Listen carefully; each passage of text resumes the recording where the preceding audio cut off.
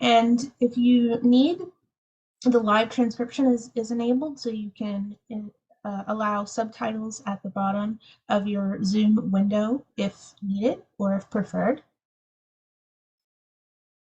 For tonight, here's a quick overview of our agenda. So we're going to spend some time getting to know you, and you get to know us and the guest speakers that we have tonight.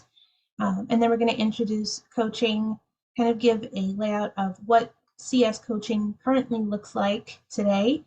And then we're going to share all about our new project, our CS Coaching for Equity project.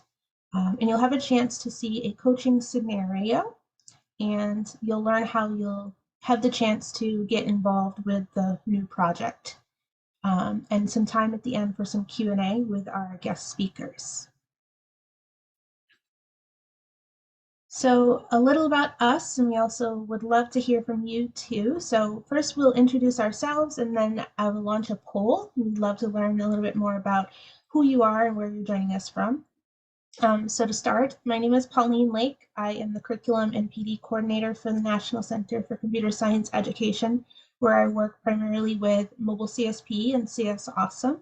And I recognize some of the names in the participant list, so it's great to see you all here. And I am serving as a co-PI, a co-principal investigator on the CS Coaching for Equity grant. And we're joined tonight by Jennifer Rosato. Jen, would you like to introduce yourself? Sure, thanks, Pauline. Hi, folks. I'm Jen Rosato. I'm the director of the National Center for CS Education, and I'm the PI on the Coaching for Equity grant. And super excited to talk about coaching tonight because this is a passion of mine that I really feel that there's a need for it in the computer science ed community, and we haven't done enough of it yet, but we're going to help push and move forward with more coaching and reaching more teachers. Yes. And Andrea. Hi, everybody. Thanks so much for being here with us today. My name is Andrea Wilson Vazquez, and I am based out of Minneapolis, Minnesota. I'm a teacher, just recently out of the classroom where I was, my most recent role was actually as an innovative instructional coach for the last 5 years at an alternative high school. And now, just this school year, have started full-time with a nonprofit called Code Savvy, where I'm the director of educator training and school partnerships. And I am a co-PI on the Coaching for Equity and CS grant, along with Jen and Pauline, and super excited to be here with all of you. One main, I guess, impetus for me behind really wanting to see more coaching in computer science is that through my role with Code Savvy, we offer a lot of ongoing professional development throughout the school year. But then once participants are done with our school year PD, what happens next, and how can we continue to support folks as they're implementing the work that they've developed, or some of the strategies that we've talked about kind of in their years following their participation with us. So really excited to be here to talk more about coaching and how that can work in the CS space. Awesome. Thanks, Andrea and Jen. And I see some of you are already introducing yourselves in the chat, which is great. I'm going to launch a quick poll so you can tell us a little bit about yourself. So you should see a poll coming up on your screen momentarily here. Just 3 quick questions. Where are you joining us from regionally? What grade levels do you primarily work with? And which of the CS courses have you taught? So take a moment to fill that in, and if you haven't already, please introduce yourself in the chat.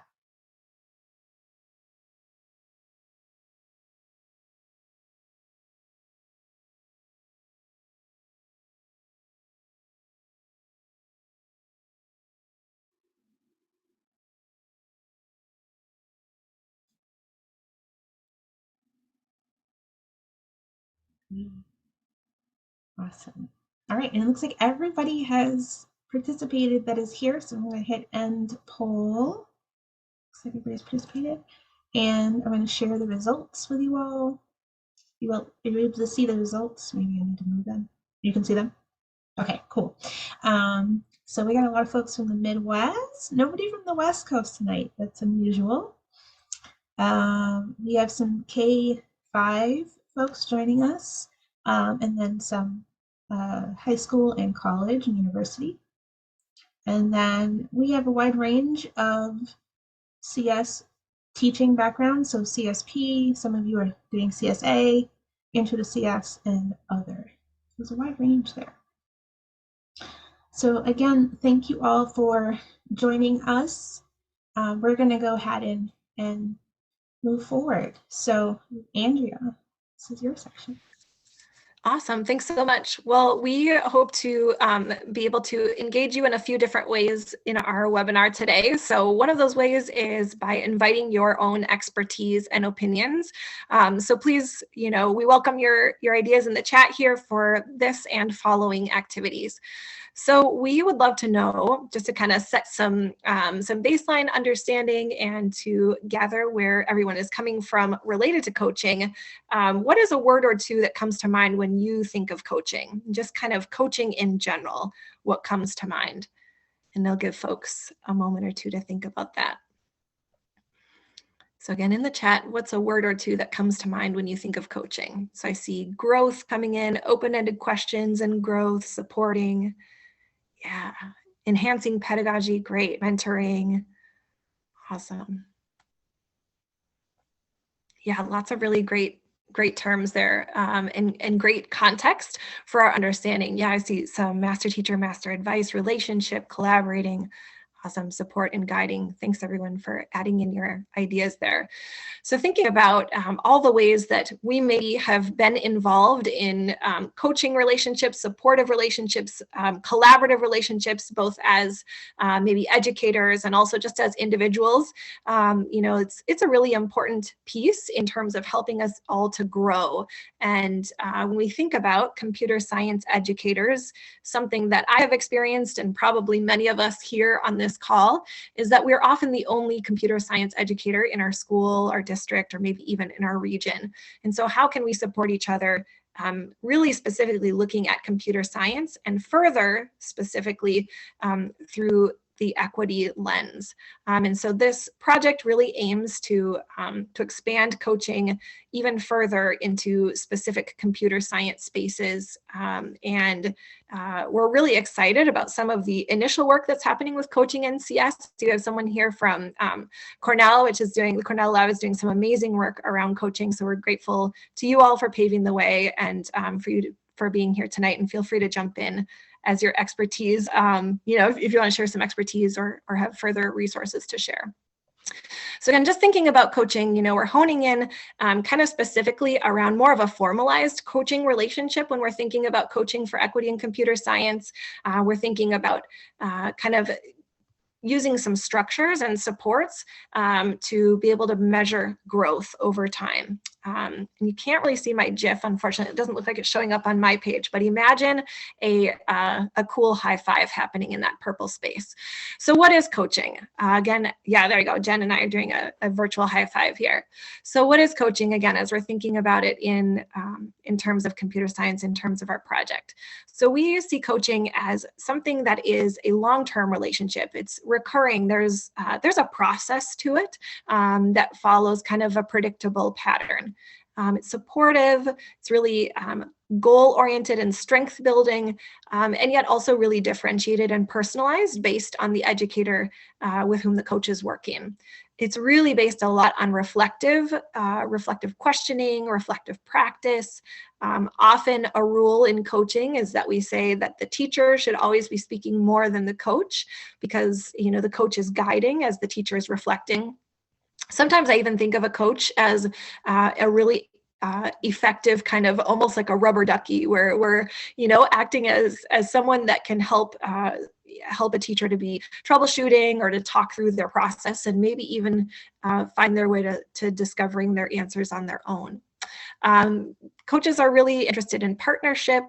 We're very outcome focused. So we're looking at, are there specific goals around student engagement or student learning and skill development, specifically around equity in this project as well.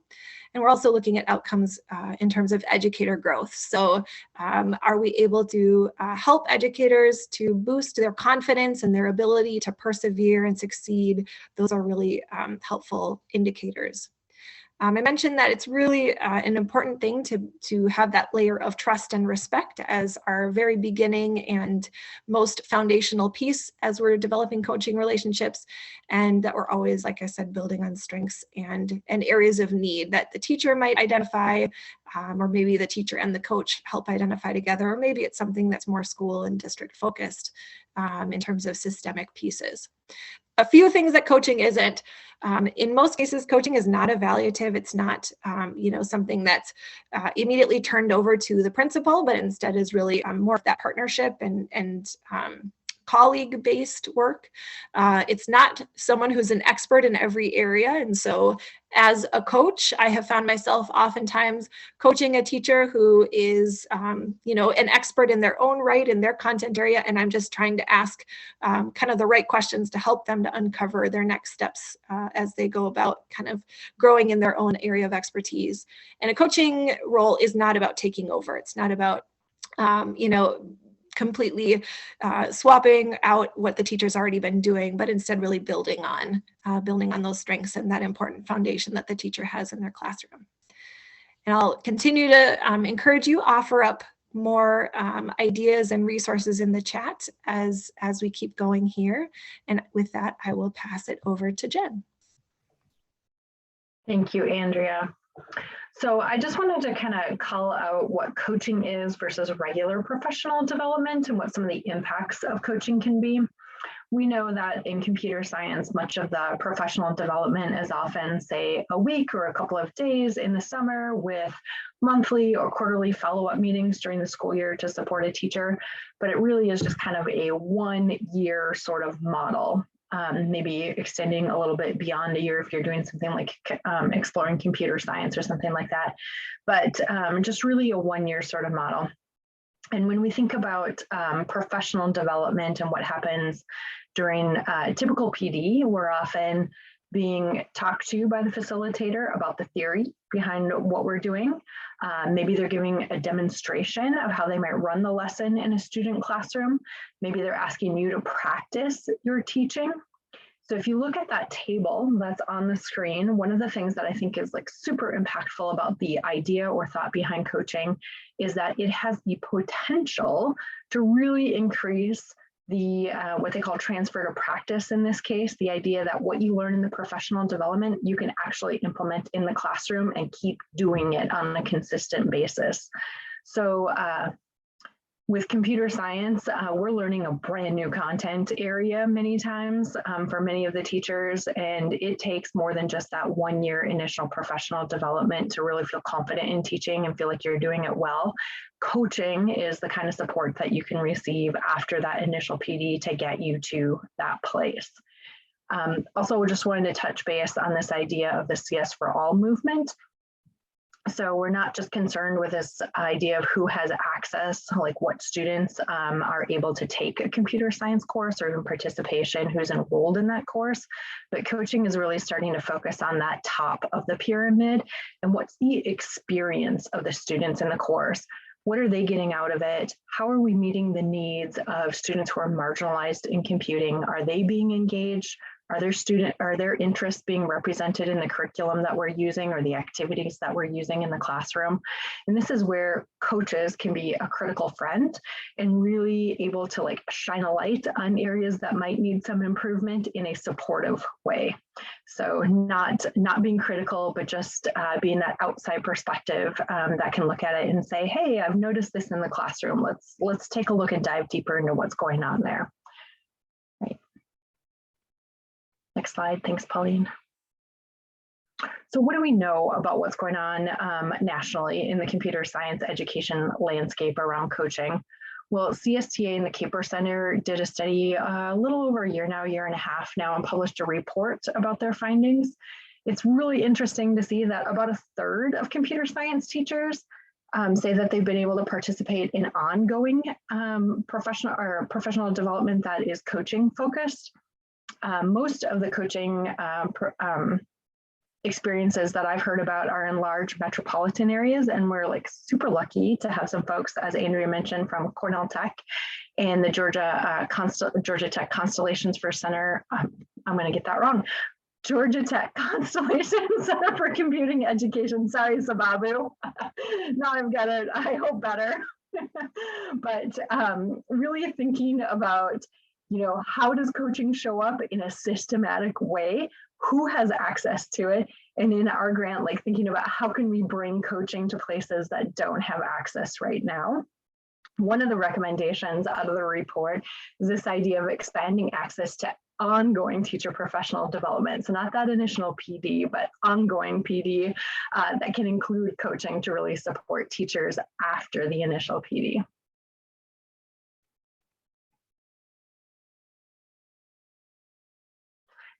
So in the report, there's a couple of data points that I'm just going to cover quickly. It's interesting to note that these are the challenges that teachers identify. And when I look at this list, school buy-in, student content knowledge, teacher content knowledge, lack of resources, student interest, curricular resources, I think that these are all things that the coaching process can help teachers address, can help teachers think about ways to talk to counselors, administrators about school buy-in, can think about ways to increase content knowledge for themselves and their students, can think about ways maybe what grants they could apply for, what connections there might be to organizations in the community that could support resources, etc. So I think coaching is something that can really help teachers address a number of these challenges. Another area, or maybe diving a little bit deeper into one of these areas that teachers identify, is this idea of lack of student computer science interest. And so when we look at what teachers are saying in terms of like the kinds of school environment that they're in and the student interest, we can see that there's some differences in student interest among these populations that tend to be marginalized. Are you in a school that has a lot of low SES students, socioeconomic status students versus students that are coming from higher income ones? Are there some difficulties or challenges with addressing student interest? So that coach can be that critical friend to help you think about, have you thought not just about like what your interests are in computing? I think one of the traps we fall into as educators, sometimes without meaning to, is that we model instruction after what we learn, or how we learned, and what our interests are. And so a coach can bring, again, that critical friend outside perspective and help you think about how are you learning about your student interests and engaging their interests in this area. So that's one piece that a coach can help address. And then the last part, as Pauline mentioned, the name of our grant is Coaching for Equity in Computer Science. So we really want to think about that idea of engaging all students. And one of the other areas that teachers said they've struggled with is in implementing and using culturally relevant pedagogical practices, whether it's universal design for learning, meeting the interests of marginalized student groups, that sort of thing. But really wanting to make sure that teachers have the support that they need in order to engage in those practices so that they can reach more students to have an engaging experience in computer science. And I'll turn it back to Pauline now. Yeah, I think you have one more.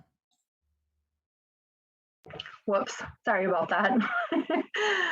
Some of the resources we're going to use, and as I mentioned earlier, Sababu is on the call. He's the author of a number of these resources or has helped contribute to them. So he's a good person to ask about them. The Computer Science Teachers Association, CSTA, has a set of standards for CS teachers and then a lot of resources that go along with them. The standards are really about defining aspirationally what does good computer science teaching look like, and then the resources are about helping teachers and the people who work with teachers get to that point. So there's a self-assessment checklist that's aligned to the standards, where as a teacher, I could go through that checklist and complete it, and it would help me identify areas where I feel very confident and other areas where I feel like I need more work. Those would be things that you could work on with a coach. There's also a roadmap for professional learning. If you're kind of lost as to like, where should I start? It will give you some guidance as to those ideas. And then next is the CS Instructional Practice Evidence Guide. We call them look-fors. So if you are somebody who's a coach and you're in a classroom looking at and observing teachers and students interacting in a lesson, this will give you some guidance of things to look for in terms of good teaching practice. And then finally, there's an excellent set of coaching questions that you can use aligned to like the steps in the process before an observation, during, and then reflecting on that. So I want to take just one moment and look at the evidence guide, the look fors related to the second standard, which is around equity and advocating for that in your classroom. So this is just an example of what that look for tool looks like. You can see there are both teacher actions and student actions, and then there's a section to write evidence. I've used this a couple of times in my coaching practice, and I'm able to use it as a guide for saying, okay, what should I be paying attention to in the classroom? And when I have done this, I've worked with a teacher to say, like, today we're going to focus on standard 2 or standard 5 or something like that. And that has, like using the entire look for guide is difficult, but using portions of it is helpful for single observations. And then this guides my observation process, and it gives me a place, honestly, just to take notes and then to follow up with the teacher later and say, this is what I saw. What were you seeing and noticing during that teaching as well? So just wanted to point those out as a set of tools that you could use or think about using yourself. Now I'll turn it back over to Pauline. Thanks, Jen. So as Andrea and Jen have shared, we're really excited about being able to bring this opportunity to teachers and try to expand access to coaching in CS. And so we are so excited and thrilled to announce that we now have been awarded a National Science Foundation grant for coaching for equity in CS. It is a 3-year grant, and it is focused around the high school strand. So earlier when we did the poll, we saw that we had some K-5 teachers in here, K-5 educators, I should say, but we are going to be focusing on high school level CS. And as we mentioned, we're a partnership between Code Savvy in Minnesota and the National Center for Computer Science Education at the College of St. Scholastica, which is also in Minnesota. And through the grant, we're going to have the opportunity to develop 2 coaching programs to help expand access to coaching. And one of those is going to be focused specifically in Minnesota. So that would be the program through Code Savvy. And they are hoping to do a combination of both in-person coaching, taking advantage of meeting up in person, doing community-based support, but also pairing that with remote and virtual sessions as well. And then the second program would be with NCCSE, and we're going to take a focus on being a national coaching program. So it'll be virtual support and sessions that are being run. Another kind of distinguishment between the two is that Code Savvy's program in Minnesota is going to focus on general high school CS, and at the center with national teachers, we're going to focus on advanced placement, so AP CSP and AP CSA. As you know, we have mobile CSP and CS Awesome programs at the center, and so we're going to focus on the AP courses. And as you see here, we're going to have the opportunity over the 3 years to train up to 36 coaches and 72 teachers who will be coached. And a little bit later, we're going to share more information about how you can get involved and indicate your interest to participate in the coaching programs. So stick around for that. I do want to ask Jen and Andrea if they have anything to add that I may have missed.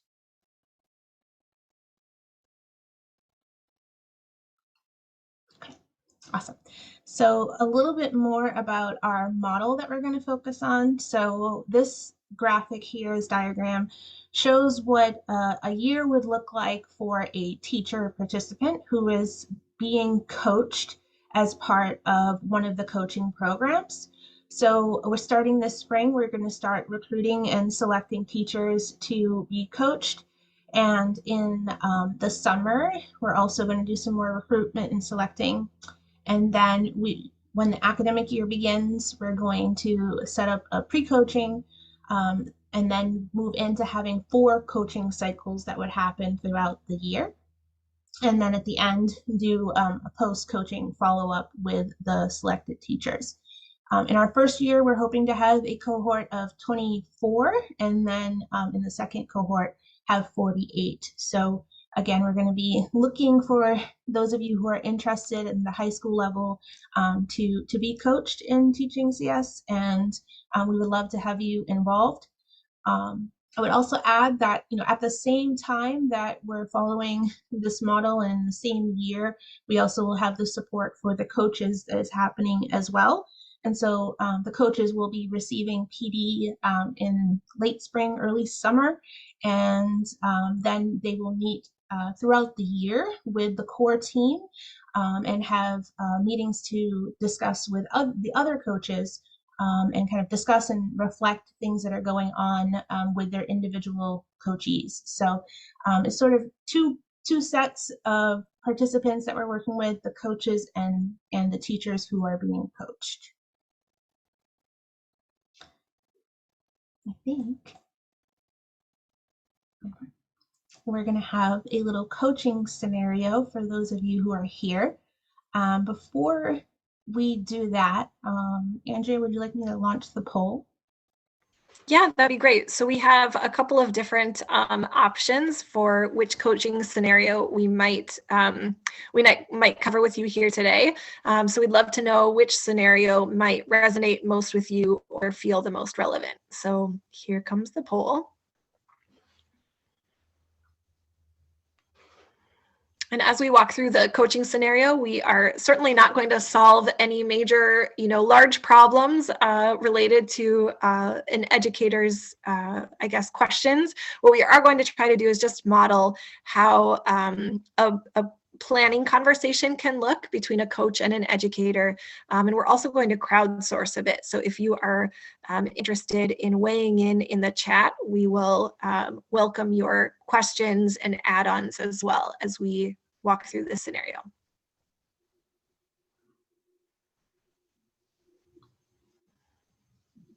I'm just waiting for a couple more folks to respond.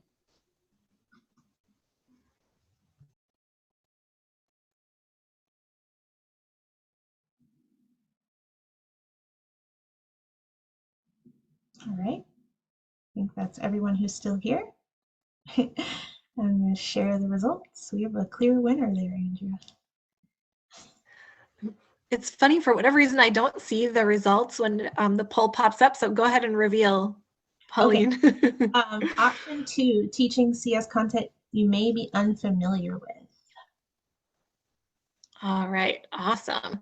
So we are going to go ahead and switch into our roles now. And in kind of a typical fishbowl, we'll have one person be the coach. So I'll act as the coach in this scenario. And then Jen or Pauline, did one of you want to act as the teacher, the educator? You call it, Pauline. Do you want to do that one, or do you want me to do it? I can give it a try. Do you want me to stop screen sharing, Andrea? Yeah, sure. That'd be great. Okay. All right. So while I am kind of modeling this planning conversation with Pauline, I'll drop a link to that CSTA CS Coaching Toolkit in the chat there, and feel free to follow along. And if you'd like to, like I said, kind of take a look at some of the planning questions that the CSTA Coaching Toolkit lays out, or if you have other questions that come up just from your own expertise, feel free to drop those in the chat and we'll kind of crowdsource this coaching conversation. Keep in mind that in a kind of a typical coaching cycle, the way that a coach would meet with a teacher is often to have kind of an initial introduction session and give the teacher a chance to do some of their own, maybe asynchronous reflection. The CSTA coaching toolkit includes, the checklist that teachers can go through to see kind of which areas they're already feeling really confident in and where they might want to grow. So there'd be kind of some of that initial work would have already happened, and we would have already likely arrived at some specific goals that Pauline, as the educator, is interested in working on. And so in this conversation, we're planning, and then following the planning session, there would be an offer of support, whether that's an observation or co-teaching or co-planning or research or resource kind of collection together. And then following that second step is often a reflection meeting, a chance to get together, reflect on how did we do relative to our goals and what we were hoping to achieve, and where do we want to go next. All right, Pauline, here we go. So hi, Pauline. It's good to see you. How are you doing today? I'm all right. How are you?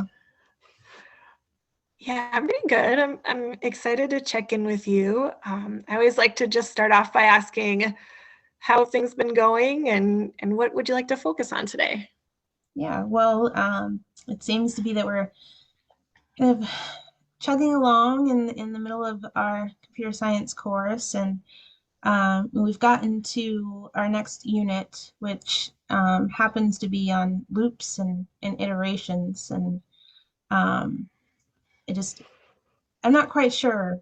Sure, some of the students are doing really well with it, and other students are showing signs that they're struggling, but I'm not sure how to help them because I'm not sure that I fully understand how it works either. Hmm. Yeah, I can definitely relate. I know there's a lot of content to try to learn when you're teaching CS for the first, second, third, or even 10th time. Tell me a little bit more about some of the ways that you're able to tell that the students are struggling. What are you noticing for some of the students who are doing well and some of the students who are struggling? What are some of the patterns you're seeing? Well, in some of the questions that I see them answering, they're doing some self-check questions, and I can kind of monitor their progress in my teacher dashboard. Seeing some students are they're working on a problem with for loops, and they're able to get the answer sort of on the first try. Like they really seem to be understanding it. And then there are some students that maybe you're taking 6 or 7 tries, and some are just they're not sure how to understand what's happening with the for loops in those questions. So kind of using the teacher dashboard that I have to monitor their work on these self-check questions. um, yeah. Yeah, that sounds like some helpful data points. I know in previous meetings or kind of some of our goals we've set have been around offering students some opportunities to both talk through some of their answers before they do their self-check. So maybe doing some whether pair programming or some kind of structured partner work. And I'm wondering if you've had a chance to try out any of that. Yeah, we were doing some pair programming, and then unfortunately we had to switch to remote learning. So that became a little bit difficult to do in the classroom. You know, we switched to doing some more Zoom meetings and things like that, and seem to have not really had a chance to do pair programming. But I would love, if you have any suggestions on how we could pick that up again, I think that would be great. Yeah, definitely. I think we can talk about that for sure. Um, I'm also wondering about like the ability to partner talk, or if we could expand, in addition to pair programming, having some of those like pair share structures before students are asked to answer, so that we could maybe help to break down some of the barriers that students might be having as they're answering those self-check questions. What do you think about that idea? Yeah, I think it would be an interesting thing to try out. I'm just thinking about some of the students I have in my class, and some of them are really good about collaborating, and others are not so enthusiastic about doing it. And I think that's been harder to address in the virtual Zoom as well. But I'd be willing to try. Yeah, we could definitely give that a try. I'd be happy to support you in that process. Are there any other kind of ideas that you had about how to address some of those student kind of concerns? No, not that I can think of right now. Okay, and then I heard you say too that you were interested in kind of boosting some of your knowledge and confidence around like loops and iteration. I have a couple of resources that I could share, but I'd also be happy if you want to talk through the next lesson. We could, schedule the next time to do that, and we could just kind of walk through and see if there are resources we could look at together there. Oh, that would be great. Okay, yeah. Are there any other ways that I can support you? So I'll definitely look at, pulling some resources around, loops and iteration that we can look at, and then maybe some ideas for pair share structures online, as well as I know we had another colleague who was doing, attempting some pair programming online with Zoom breakout sessions or breakout rooms. Maybe we can tap into their expertise. Any other ways that I can support you between now and our next time connecting? No, I think, you've always been great if I email, if I have questions, I email them. So I think I'll do that. That sounds awesome. Thanks, Pauline. We'll talk to you again soon. Thanks, Andrea. And scene. All right, good job, Pauline. Yes, go team. So just very off the cuff there, we hadn't scripted that out, but you can kind of see the flow where we are really interested in, as the coach, asking questions and, helping the teacher to share a little bit more about what might be going on, trying to uncover like what have they tried, what might be some of the barriers, maybe what are some of the teaching structures that we have either talked about or that that we as a goal area that we aim to incorporate, and is this the right moment to try out some of those pair share structures, for example, to help students maybe process through their thinking before doing those self-check questions. But what about audience members here? What else, what other opportunities did I miss as the coach, or what other ideas were coming through your head? I'll open it up here in the chat, as well as if anyone wants to unmute and share, again, knowing that we've got some really great experts here in the space.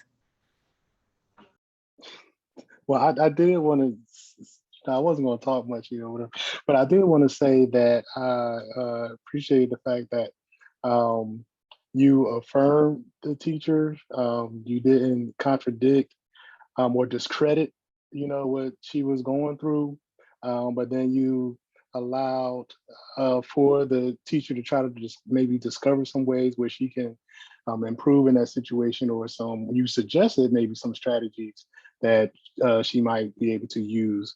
One question was like, oh, well, did you get an opportunity to utilize this, yet? So, and then of course, your ending statement about, is there another way that I can support you between now and then the next time that we reconvene?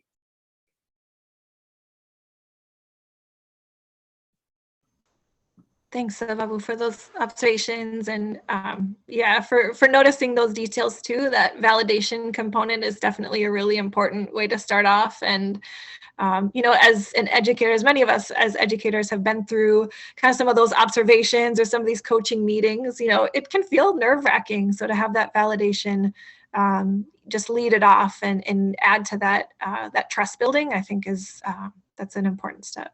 I appreciate that. Any others, feedback or things, like I said, things that we missed or that you would want to add if you were in this scenario?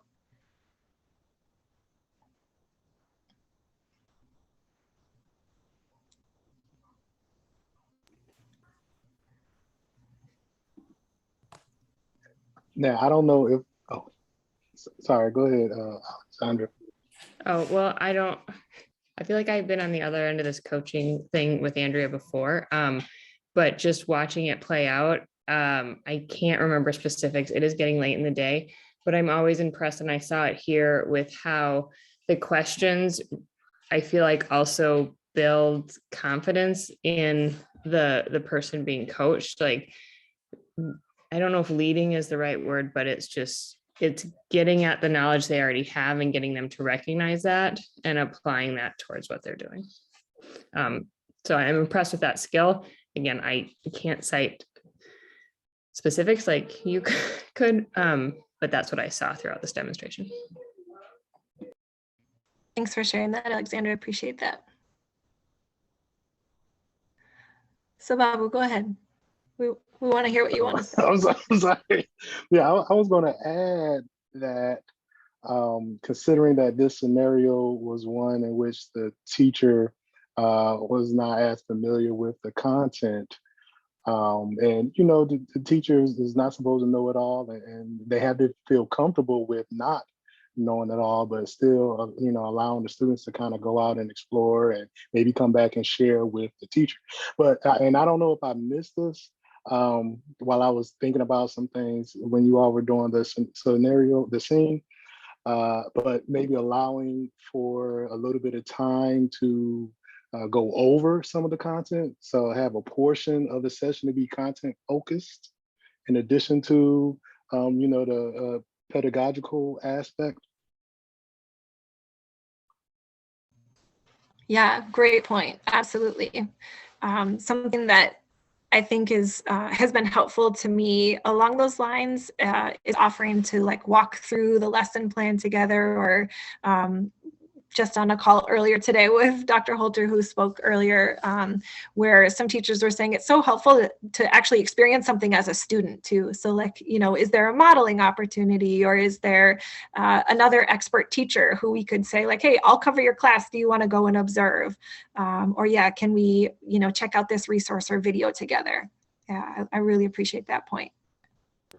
Awesome. Andrea's slide in the deck that is right after the coaching scenario one lays out some questions. And one of the other pieces is like, if you're able to be in person or like join an online classroom, you could talk about co-teaching and dividing the lesson out into the different parts where folks feel most comfortable. And then that gives the teacher the opportunity to like see that modeling there too with the coach. Well, I will also point out, and I think one of the things that's difficult as a coach is if you're dealing with teachers in all kinds of different contexts, then you may not be the expert either. And so how do you handle that as well as a coach, right?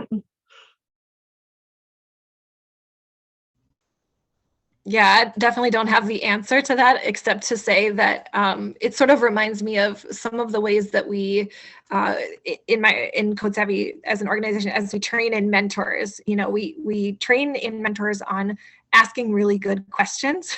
Like, tell me more about what you wanted to do. Tell me more about, what you noticed, and what do you see as the next step? What else could we try? And then really that idea of let's try it together through, Jen, as you said, maybe the co-teaching model, or, how might we explore this together? Again, thinking of it as a partnership, because yeah, it's definitely, I've been in situations where I'm, like I was at my role as a coach in the alternative high school where I was working the last couple of years. I was coaching a high school AP social studies teacher, and I just felt very out of my element. But we came up with some really cool ideas together. And I give him full credit. That was him. And I just did what I could to support him. So yeah, it's pretty cool, the collaborative component of coaching and what the outcomes can be. Not to say it's always easy. I think, many of us on this call, and you can feel free to drop in the chat or raise a Zoom hand, have been in coaching experiences too, where it's tough.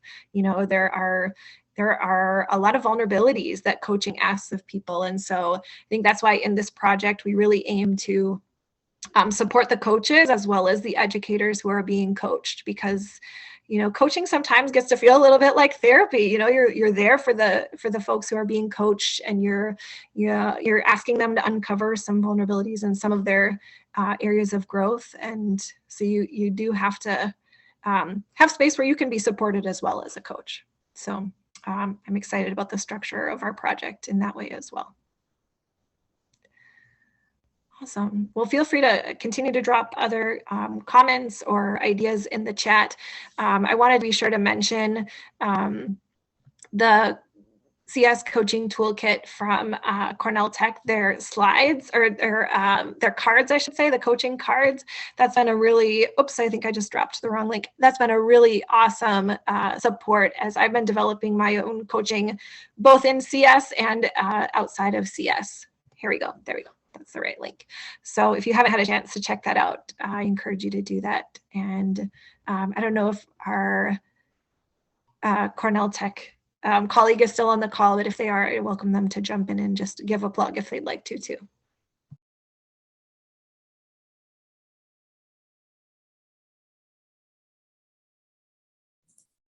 Hi, Andrea. This is Kelly. I'm using a Windows machine, so I have no idea what you're seeing right now. Can you hear me okay? Yeah, I can see myself now. Okay, there I am. Yeah, go ahead, Kelly. So I know another colleague of mine is on the call, Edwin. Just a quick FYI, we have done a really amazing overhaul of our structure for the coaching toolkit based on feedback from the community, trying to streamline the process a bit. We had quite like over 150 cards initially. I forget what it's down to, but Joe Melendez, he's a member of our team and he's done a fabulous job. Work with Meg Ray and getting just some iterative feedback from us on their progress and going through a really thorough review.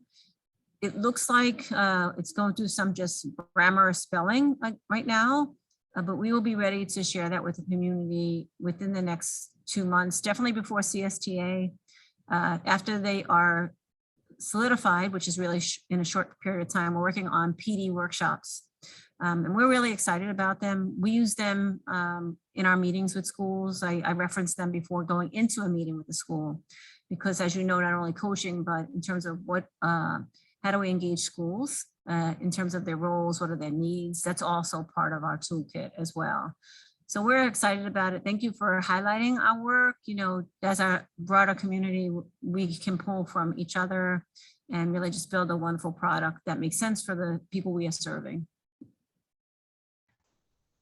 Thank you so much for hopping on, Kelly, for sharing that with us. We're eagerly awaiting that next iteration and also just really very appreciative of the work that you and your team are doing. So thank you for sharing about that and again, for the work that you all are doing. Thank you.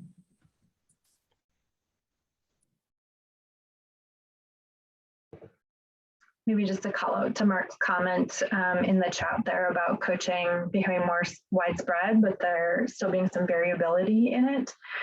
One of the ways our project is set up as is as a networked improvement community. So this is the idea that you have coaching going on in different contexts and you can learn about the differences and why there might be differences so that you can work on increasing that quality by addressing some of those differences and why it's varying. So hopefully some of the work that we're going to do out of the grant and in this networked improvement community can address some of those things, Mark, but really, really valid point there.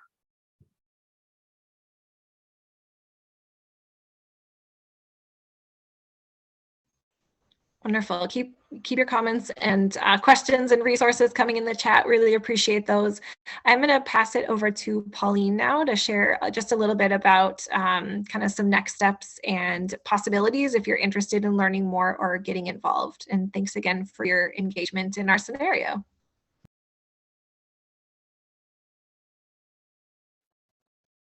Thanks, Andrea. So yes, we are looking for coaches and we are looking for teachers who are interested in being coached.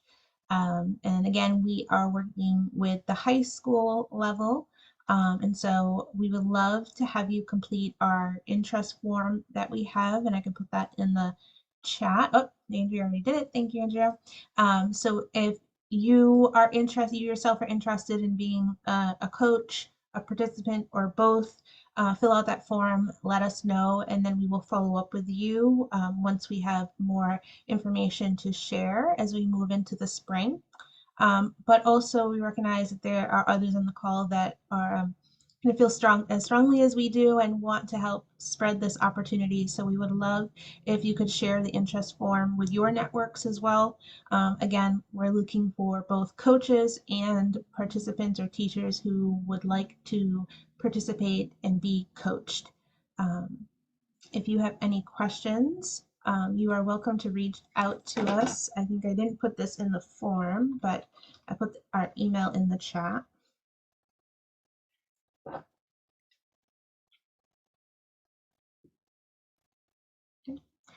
And I think the last piece we have is just about additional resources. Jen?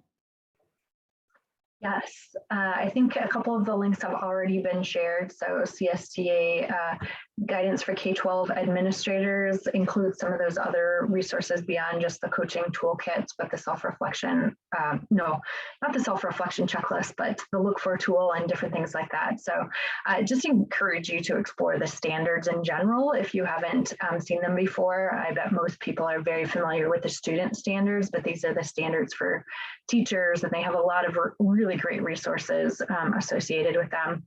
And then the Cornell Tech Toolkit, which is the current one, not the new one that Kelly's talking about that's been updated. But if you're looking for what's out there right now, there's some good resources there. I would also encourage you to check out this report from Chicago Public Schools. They've been doing coaching specifically around the Exploring Computer Science course, and they have a nice report that lays out their process, lays out some things that worked well, some things that they would improve. So it's a little bit of a researchy paper, but I think there's some really good nuggets in there if you're thinking about starting a coaching program or you have a coaching program that you want to learn from. And then the other piece is the new equity framework from Caper Center, the culturally responsive sustaining framework. So this is a great tool in terms of thinking about what's going on in your classroom, what's going on with your curriculum, and how is it meeting the needs of all of the students in your class. And so that could be a really nice guide to conversations. And would welcome if folks have other resources that you want to share related to coaching, feel free to drop them in the chat and we can add them to the slide for folks after this call to look at.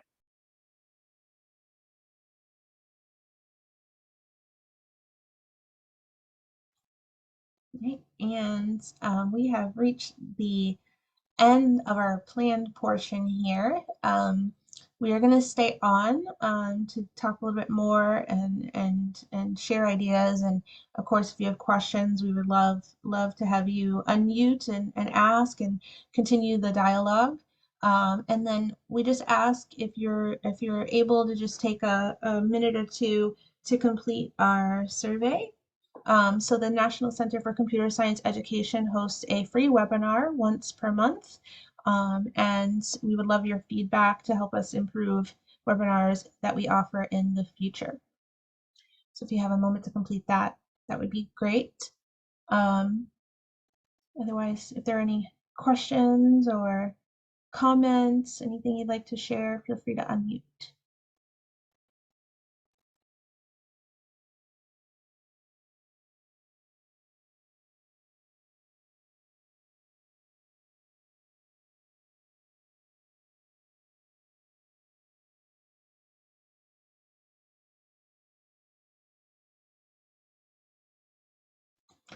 And if not, thank you all for joining us. This has been great.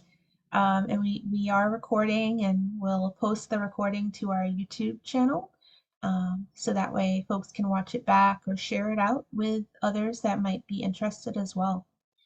But again, you're welcome to stay on. We're staying on for a little bit and happy to chat.